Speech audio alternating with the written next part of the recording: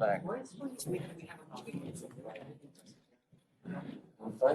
Good afternoon, everybody. I am sorry for the slight delay. I have a couple things very quickly off the top, and then I'm happy to dive right in. So first, today, Undersecretary Bonnie Jenkins announced the members of the Secretary's International Security Advisory Board, also known as the ISAB.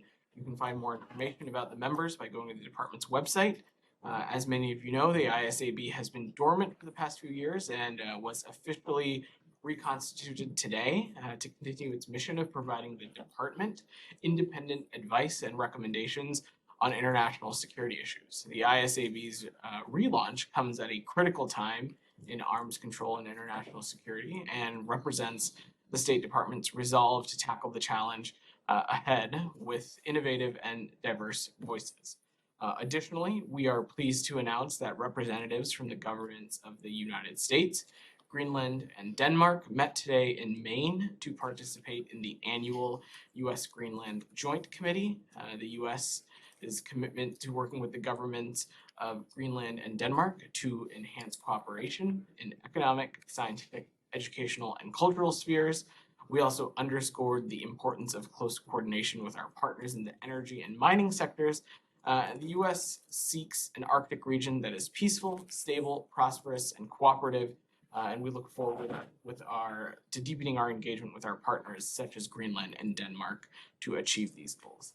Last but not least, 15 journalists from various countries around the world are observing the briefing today as part of the department's International Visitor Leadership Program, the department's premier professional exchange program for current and emerging foreign leaders.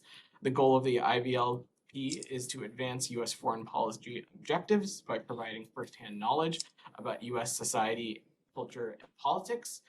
Throughout their stay, these journalists will visit locations across the United States to learn about new and traditional broadcast media, and look forward to talking to you all a little bit after the briefing.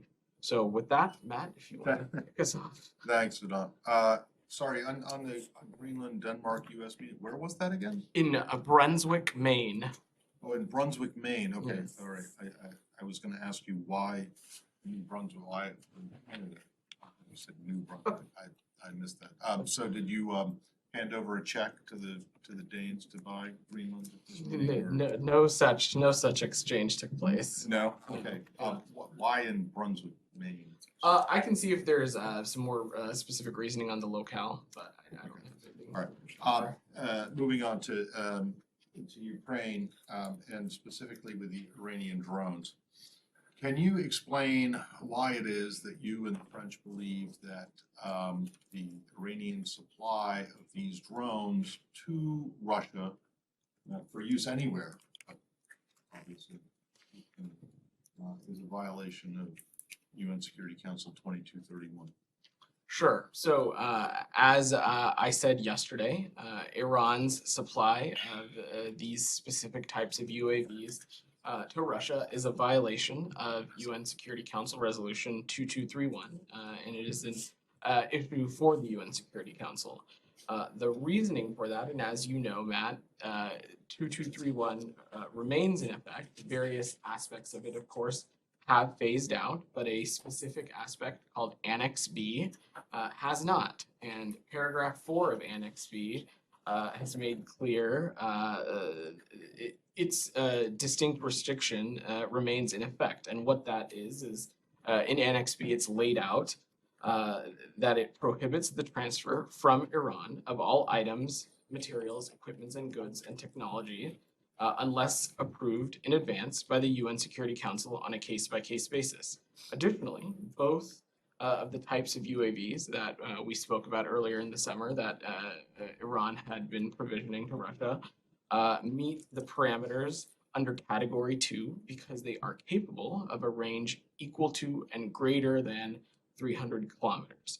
I would also note that the manufacturer of one of these drones, Codes Aviation, is subject to the asset freeze provision of paragraph 6 of Annex B to 2231, and all states are required to freeze the funds or financial assets of these designated entities when they're under such restrictions. Okay, so if that's the case, why did you not say anything when these same drones were used in Yemen, in Syria, potentially Libya, dating back to 18 months ago at the very least? Why is it now when they're being used in Ukraine that you're saying this is a violation?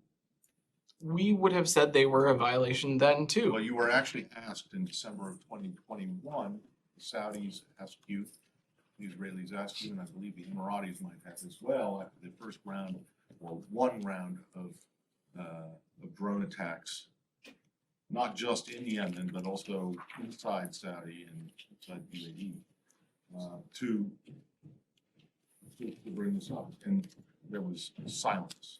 So the question is, why now? Why not then? This is a repeated pattern of behavior. So I think first and foremost, I'm not going to get into specifics of the diplomatic engagements that we've had with other countries. But what I can say is that the transfer of the specific UAVs by Iran would be a violation of paragraph 4 of Annex B, whether they were sent to the Houthis, whether they were sent to Russia. Absent advance permission on a case-by-case basis by the UN Security Council, this would be a restriction. And in the case of the transfers in Yemen that you mentioned to the Houthis, these transfers would also have violated Resolution 2264. And on the topic of Yemen, we are working closely with the UN Yemen Sanctions Committee panel of experts to facilitate their ongoing investigation of prior attacks in and from Yemen with the use of these types of UAVs. But I'll also note that when we have assessed that Iran has transferred these same types of UAVs in the past, we have informed the UN, as in this case, as it relates to Yemen, but also we have informed the UN about Iran's transfer of the Mohajer 6 UAVs to Ethiopia last summer. I can't speak to any public messaging around that. I certainly didn't work here at the time, but this kind of transfer would fall under this restriction and would be subject to it. Okay, well then, you're making the case now publicly. So why didn't you make the case prior in the previous cases publicly? Was it because you still had some hopes for getting to revive or resurrect the JCPOA, or was there something else going on that you didn't think that it was possibly a violation of 2230? Again, I'm not gonna speculate on diplomatic engagements. Well, I'm not asking you to speculate. I want to know why it's a big deal now and it wasn't a big deal then. It was a big deal then, but Well, it is also a big deal now. because you just said that you weren't going to comment on. You didn't raise it publicly. As I said, that the assessment of these transfers, even back then, would have been subject to these restrictions. I can't comment on previously, but what I would say right now is that, and as I said yesterday, Russia becoming more reliant on a country like Iran, a country known for its destabilizing actions in the region and across the world, should be deeply concerning to the world. And anyone doing business with Iran that could have a link to unmanned aircraft systems or ballistic missiles development should be very careful and do their due diligence. That's a broader point, though, that has to do with your interpretation, your analysis of Russia running low and on its own weapons and needing to rely on what Iran or whoever. My question is specifically, why didn't you make a big deal about this when these same drones are being used to kill civilians in Yemen and in Syria? Again, Matt, I can't speak to whatever decisions we made around then, other than to reiterate, as I just said, that it would be our assessment that these transfers would be problematic and would have fallen under these restrictions back then as well, because these are the same types of UAVs. And when we found that, we have raised it appropriately with relevant countries. Well, in fact, but it was raised by the Saudis and others back in December of 2021, and nothing was done. Again, Matt, we engage with countries on these very important issues. We don't read out every single one of these engagements. As I've said, we raise these with the United Nations when we have found. I'll stop after this. What do you you've raised this with the Security Council now? We are working with our allies and partners, including at the UN, to address the escalating threats posed by Russia and Iran, and we'll take appropriate actions as necessary. I'm not Okay, going and to if you were a betting, sorry, I said I would stop, but this is really the last one. If you were a betting man, or even if you're not a betting man, you're going to bring this to the Security Council, asking for Security Council action to punish Iran and Russia for Russia taking, or Iran transferring these drones to Russia. What do you think the chances are of getting anything through the Security Council? Matt, I'm just not going to speculate on hypotheticals or get ahead of any previewed actions here. On Yeah. this, Vedant, Same topic. Can you stay on the region? Sure. Yeah, Go ahead, Daphne. Then I'll come to you, Michelle. We've reported that Iran has promised to provide Russia with surface-to-surface missiles in addition to more drones. Does the State Department have any information on Iran providing these missiles to Russia, and how would the U.S. react to such a move? I don't have any specific assessments to offer on what you raised, but as I said, Russia deepening an alliance with Iran is something the entire world, especially those in the region, view as a profound threat. And we will continue to take practical, aggressive steps to make these weapons sales harder, including sanctions, export control actions against any entities involved.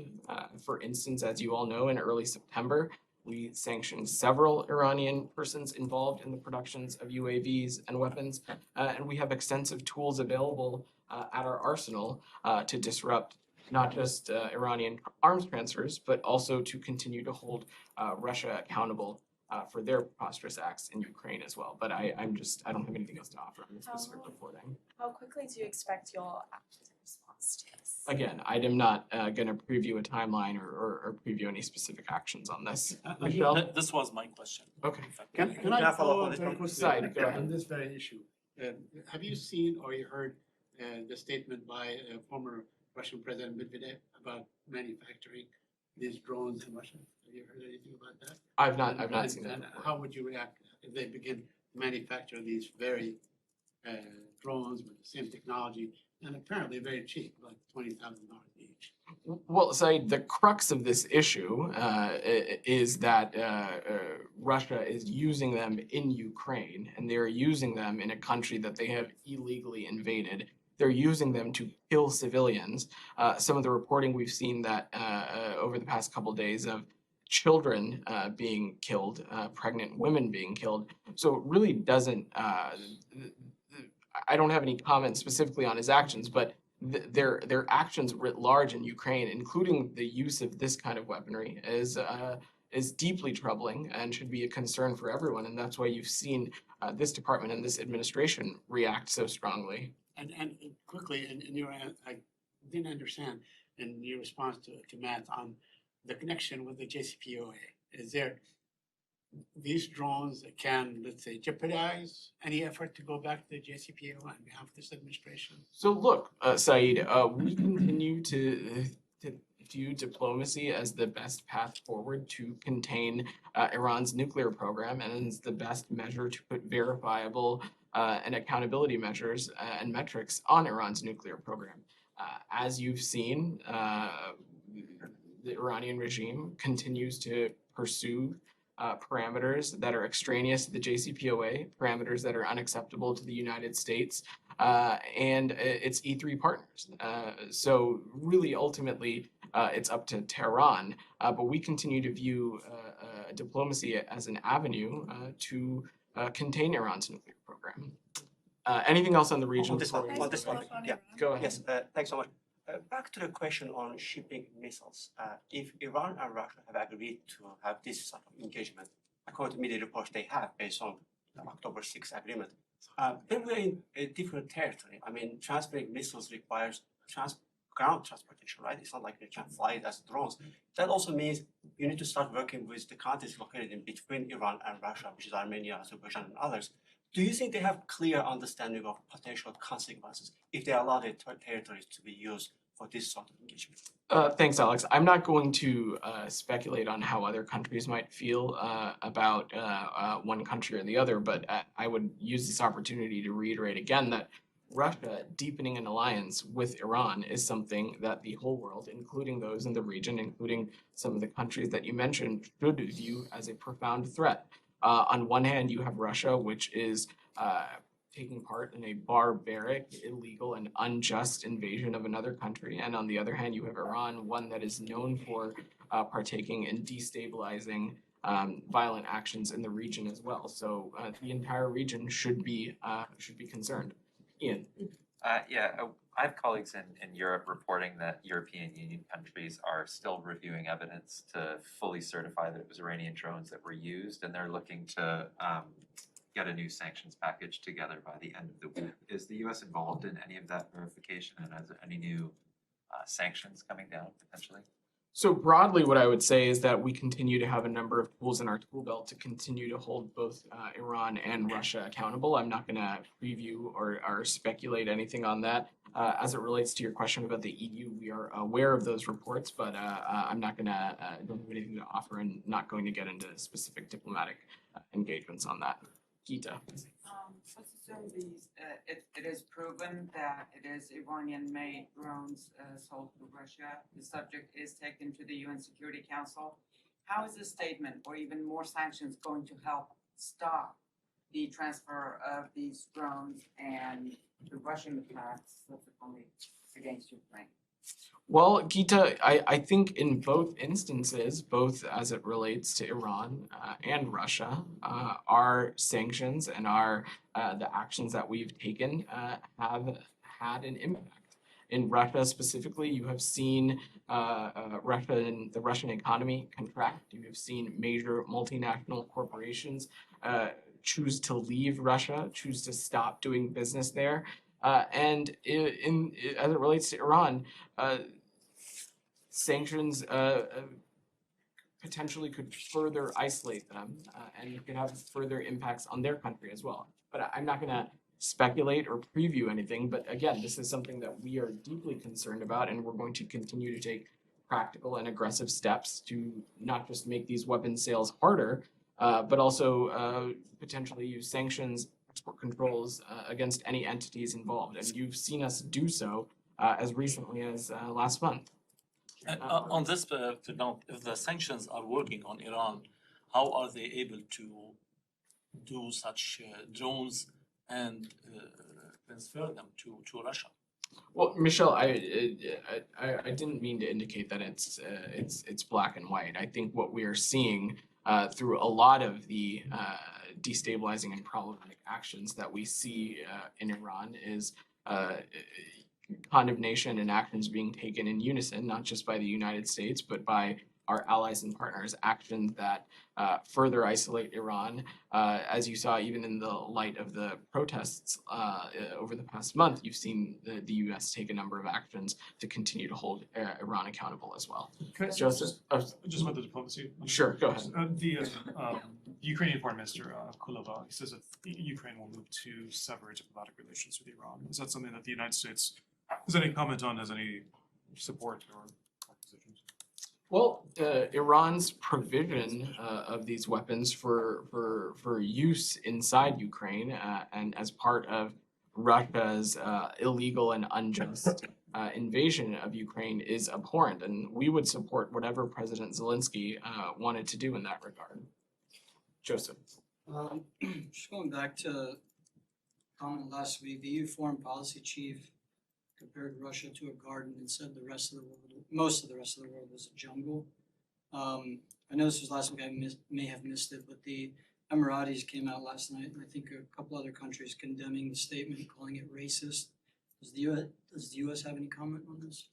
I would just refer you to our European Union partners on that. I don't know if anything to offer. The US doesn't condemn or any these comments that he made. Again, I would just refer you to the EU. Sorry, just a second one. Can you give us any updates or details on Tori Norton's travel? I believe it just says she's on travel on the public schedule. I will see if we can get you some specific information on her travel, but I don't have anything at my fingertips. Go ahead, Can we Sean. go to a different topic? Yeah. Australia, Sure. the new Labour government says it will no longer recognize West Jerusalem as the capital of Israel. The United States, of course, under the previous administration, moved its embassy. Does the United States have any comment on Australia's move to this? We would defer to the government of Australia to comment on its own policy, but the U.S. position is that our embassy will remain in Jerusalem, which we recognize as Israel's capital. And the ultimate status of Jerusalem is a final status issue, which will need to be resolved by the parties in the context of direct negotiations. You're not trying to encourage other countries to follow suit in terms of recognizing Jerusalem or West Jerusalem? I don't have any specific engagements to but- offer on that. You can't. You say that you're gonna keep your embassy in Jerusalem, and the US policy, as it has been since the previous administration, is that Jerusalem is Israel's capital. This administration really believes then that you can still say that the final status of Jerusalem is up to negotiations when you've already made a determination or are sticking with the determination of the previous administration? That is our assessment, Matt. That's our belief that the ultimate status of Jerusalem is a final status issue. How do you, if it's a final status issue, then how can you, how does this administration, I know how the previous administration explained it, but how does this administration explain it if you still believe it's a final status? Matt, again, I'm not. We are not reversing our decision to move the U.S. embassy, nor revisiting. I'm US not asking you recognition. that, I'm saying that, fine, you're not gonna reverse it, but how can you not reverse it and at the same time say that the status of Jerusalem is up to negotiations between the two sides when the original decision that you're sticking with wasn't made after negotiations or an agreement from both sides? Well, I'm certainly not trying to offer what we have said about Jerusalem and it being a final status issue is not new. It's not something new over the course of this administration. Well, no, it's not new, but you answered Sean's question about the Australian decision, and then you made your own announcement or, restated the US position, but then at the same time, you said that the status of the city of Jerusalem is up to, the final status is up to negotiations, but I don't see how you can square the two. I just don't have anything else to offer on this, Matt. Can we stay on So- Israel? The US said that Israel is still not in compliance with visa waiver program requirements. Could you elaborate on this? Could you quickly? Sure, Saeed. So I'm not going to get into specific bilateral negotiations, but we continue to work with Israel towards fulfilling all visa waiver program requirements, such as extending reciprocal privileges to all U.S. citizens and nationals, including Palestinian Americans. And we seek equal treatment and freedom to travel for all U.S. citizens, regardless of national origin. But I don't have any other updates to offer on You this. know, the it's already ruling, will go into effect like in 2 or 3 days, which, will restrict the movement of Palestinians, their entry, what they need to comply with and not to comply with, and so on. So this is really, a timely issue that you guys should respond to this in more clear statements in this issue. Saeed, I think, we spoke to this last month as well, and we have reviewed the pilot procedure that was published, and it's something that we've remained engaged on with the Israelis. And as you noted, we understand that these plans will take into effect over the weekend or in the next couple days. I would also note that we note improvements in some of the regulations from the original draft that was published in February. We, of course, remain concerned about potential adverse impacts that some of these procedures could have on civil society, on tourism, on healthcare facilities, on academic institutions. And this is something that we're continuing to remain engaged on, but I don't have a new assessment to offer. And lastly, today, an Israeli soldier was seen grabbing the bicycle of a 6 or 7-year-old child and taking it and dumping it in the dumpster. I mean, this happens time and time and again. I remember asking your predecessor, Mark told back, I think in 2016 or something like this, about the same incident, and they keep doing it. They seem to have a thing, against bicycle, Palestinian children and so on. Would you deduct some money that you give Israel so readily, billions of dollars, to maybe compensate this kid for his bicycle? Said, I've not seen this specific report, but the U.S. urges the full respect for human rights and fundamental freedoms in Israel, in the West Bank and Gaza. And as we have said many times, we believe that Palestinians and Israelis alike deserve equal measure of security, prosperity, and freedom as well. Let's go in the back right there. Yeah. Thank you. So yesterday at Stanford, the Secretary Blinken said that China is determined to pursue reunification on a much faster timeline. So I wonder if he was referring to a 2027 timeline, the Pentagon's estimate, or was it based on a new analysis? So this is something Secretary Blinken and other senior administration officials have said on a number of occasions, that Beijing is seeking to change the status quo with a more coercive approach than in the past. And as the Secretary also said in that same fireside conversation, that this is a very different PRC under Xi's leadership. The PRC is more repressive at home, aggressive abroad, in challenging interests and values of the United States, but not just the United States, also our allies and partners. And so we will compete with the PRC, but we also will cooperate when it comes to a number of issues as well.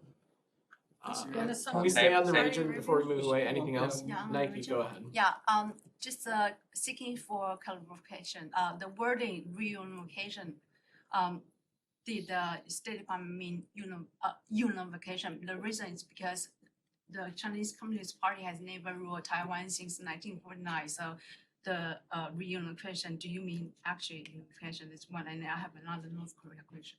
So what I would say is that our position on Taiwan has not changed and is the same. I'm not gonna prognosticate on what that potentially meant, but we have had a long-standing one China policy, one that is guided by the Taiwan Relations Act, the 3 joint communiques, and the 6 assurances as well. And we continue to oppose any unilateral change to the status quo from either side, and we continue to believe that cross-strait differences should be resolved peacefully as well.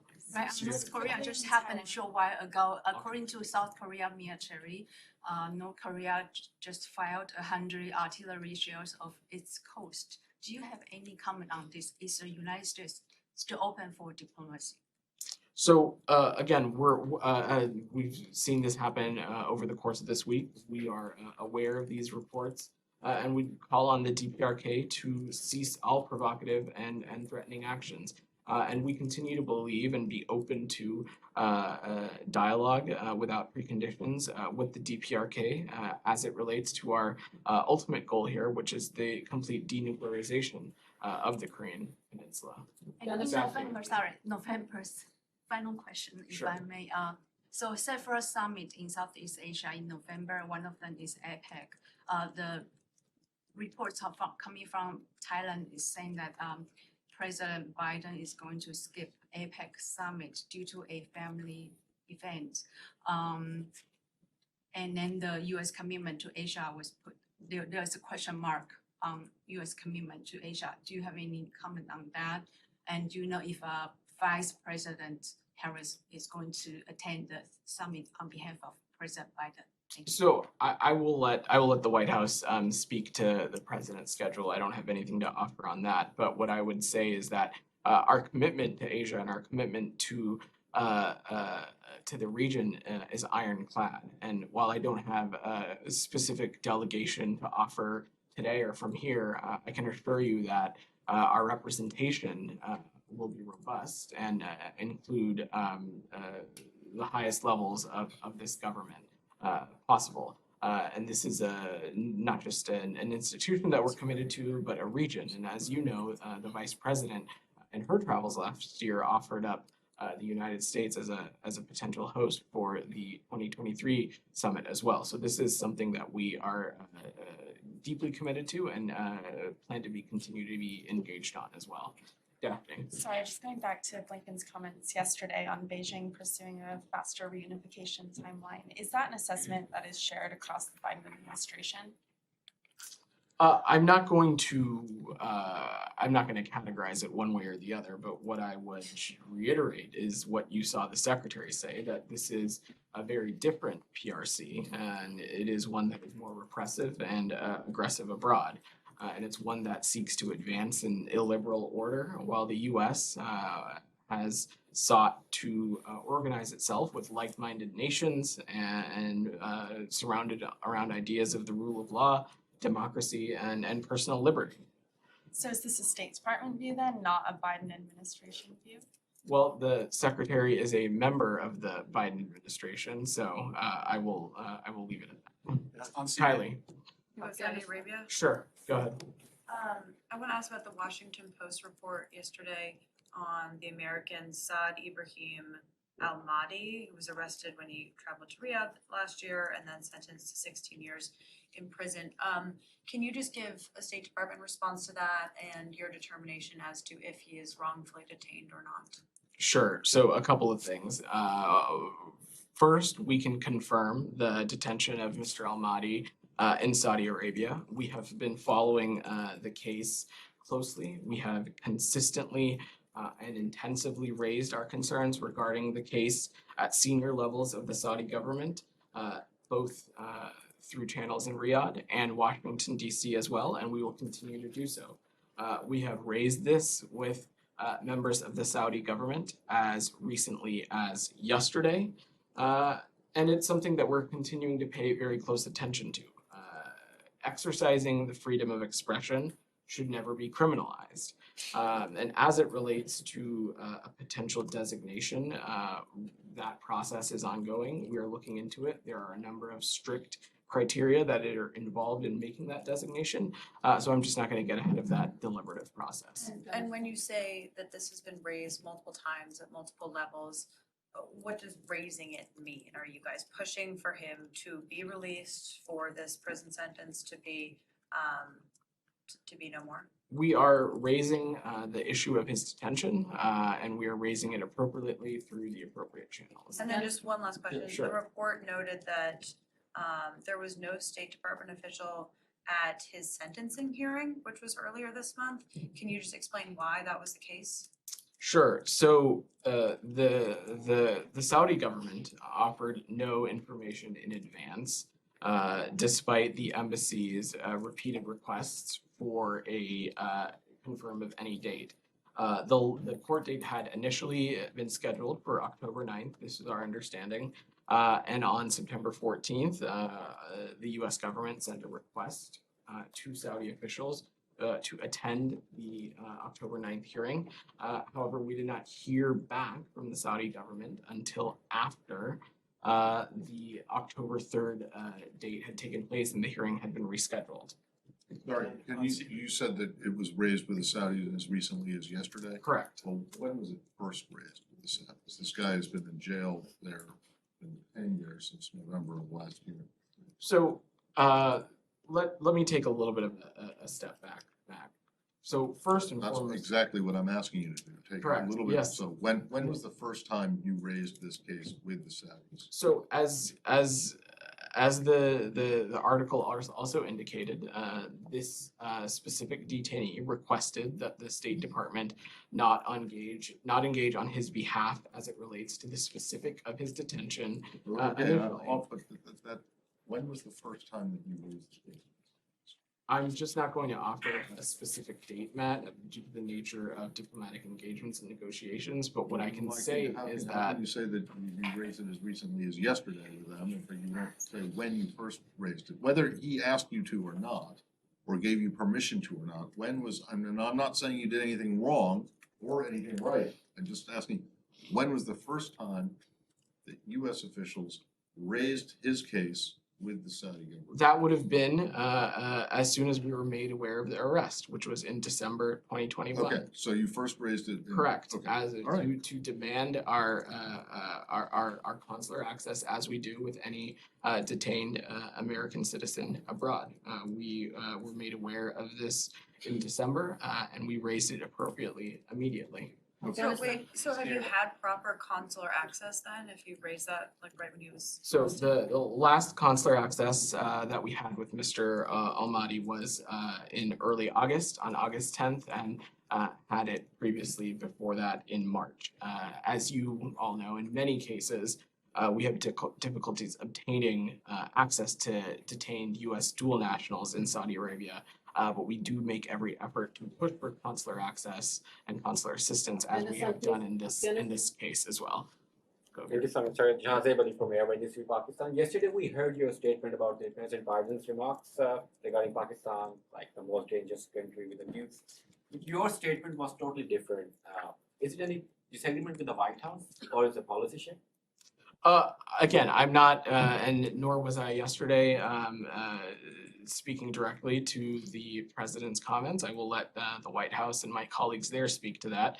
But I will reiterate again that the U.S. has always viewed a secure and prosperous Pakistan as critical to U.S. interests and more broadly to U.S. values, our longstanding cooperation with Pakistan. So U.S. ambassador was summoned in Islamabad. We know the reason. But Pakistani ambassador Masood Khan was also summoned here in the State Department. What was the reason? It was just like, you summon ours, we're going to summon yours ambassador? Why was summoned in the State Department yesterday? I don't have any specifics to offer. As you know, but the U.S. meets with Pakistani officials and vice versa regularly at regular intervals. As standard practice, we don't comment on those specifics and don't get into private diplomatic engagements. So we have seen some rise in Tehrik-e-Taliban Pakistani Taliban, and some other extremist groups. What are your concerns? So few countries have suffered from terrorism like Pakistan and have a shared interest in combating threats to regional instability and regional security like the TTP. We seek a strong partnership with Pakistan on counterterrorism and expect sustained action against all militant and terrorist groups, and we look forward to the cooperative efforts to eliminate all regional and global terrorist threats. Alex, and then I think Now, today is Brittany Griner's birthday. I will give you a chance to update us on the latest around her case. You have probably have seen Russian officials, President Putin's aide Yuri Shakov, saying that her case is not a priority for them. How did you read that? So a couple of things. First and foremost, the U.S. government continues to urge Russia to release wrongfully detained U.S. citizens Brittany Griner and Paul Whelan. As the Secretary has said, there was a substantial proposal on the table earlier this summer to facilitate their release. Our governments have communicated repeatedly and directly on that proposal, and the Russians should take that deal. In terms of specific communication, a consular officer had the opportunity today to speak with Brittany briefly on the phone. A consular officer also had the opportunity to briefly speak with Paul Whelan as well. On Syria, thank you, Vedant. About 5 years ago, Turkey took Afrin out of control of your SDF partners, and today, Tahrir al-Sham, a designated terrorist organization, is in control of the city. Are you concerned about that? That's part one. And then part two, are you in any form of communication with the Turks on the situation there? So first, what I would say is, as you know, Turkey is an important partner in the region, an important NATO ally, and so we are in touch with them on a number of issues. But as it relates to your specific question, we are concerned, of course, about recent violence in northwest Syria, especially its impact on American citizens. And we urge all parties its impact on civilians, not American citizens. My apologies. We urge all parties to de-escalate and prioritize the safety and well-being of the Syrian people. And as you know, HTS is a designated terrorist organization, and it should stop its escalatory actions in the region. All right, thanks everybody. Oh, wait, hold on, can we get a Haiti question in here? Sure, go ahead. What's the latest on, what's your understanding of where the latest is at the UN? Sure. Are there any plans to go ahead with this intervention or intervention is the wrong Sure. So a couple of things, and largely I know many of you saw Ambassador Thomas Greenfield speak a little bit about this yesterday. So I would reiterate what he said, which is that the U.S. and Mexico have worked closely to draft two new resolutions that we hope that the Security Council will unanimously support. I don't have any timeline to offer or to get ahead of, but for knowledge's sake, the first proposed resolution imposes financial sanctions, a travel ban, and targeted arms embargo on criminal actors who are inflicting suffering on the Haitian people. The second resolution authorizes a non-UN international security assistant mission to improve the security situation and enable the flow of desperately needed humanitarian aid. This would be a limited, carefully scoped, non-UN mission led by a partner country with the deep and necessary experience required, with whom the U.S. Could find ways to support. Does that just mean that it doesn't have a input for the Security Council? I'm not going to offer assessments on specific countries and engagement. No, I'm not asking you who's gonna be in it. What does that mean? What does a non-UN mission like this mean? Just that it doesn't have UN Security Council approval? I'm not going to speculate on the specifics of Well, then what's the the resolution, call it a non-UN mission if we don't know what non-UN means? The United States will consider the most effective means available to support and enable resources to this mission. And as I said, we're proposing a limited and carefully scoped non-UN mission led by a partner country, and we will work with partners. What does that other mean? council Does that members. just mean that it doesn't have UN approval? I can see if we can get you a specific definition. And last question about Afghanistan, sir. Thank you, One question, everybody. the last question, Afghanistan. Unfortunately, I have to wrap, Nazir. I'm so sorry. Thanks, everyone. Thank you.